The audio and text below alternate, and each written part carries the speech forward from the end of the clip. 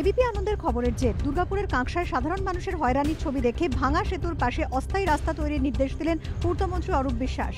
কাঁকসায় প্রায় 15টি গ্রামের সঙ্গে মূল সড়কের সংযোগ বলতে এই সেতুটি, কিন্তু প্রায় বছরখানেক ধরে সেটি ভাঙা অবস্থায় পড়ে রয়েছে।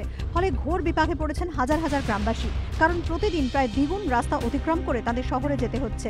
সোমবার এই খবর সম্প্রচারিত হয় এবিপি আনন্দের। পরই পূর্তমন্ত্রী অরূপ বিশ্বাস ফোন করেন জেলা তৃণমূল সভাপতি উত্তম মুখোপাধ্যায়কে, নির্দেশ দেন বিডিও এবং পঞ্চায়েত প্রধানের সঙ্গে আলোচনা করে শীঘ্র কোনো সমাধান সূত্র বার করতে।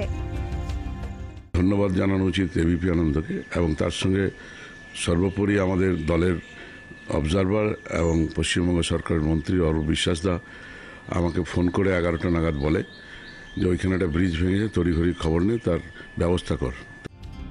টেন্ডার ডেকে সেতু মেরামতির কাজ শুরু করতে অনেক সময় লাগবে, তাই আপাতত ঠিক হয়েছে সেতুর পাশে অস্থায়ীভাবে একটি রাস্তা তৈরি করে দেওয়া হবে, যাতে সাধারণ মানুষকে ঘুর পথে যেতে গিয়ে দুর্ভোগে না পড়তে হয়।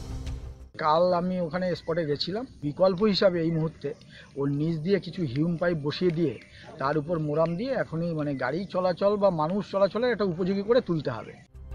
খবর সম্প্রচারের পর প্রশাসন নড়েচড়ে বসায় খুশি স্থানীয় বাসিন্দারাও। গত 1 বছর ধরে তো আমরা কি কষ্টের মধ্যে যাতায়াত করছি, কি বলে বোঝানো যাবে না।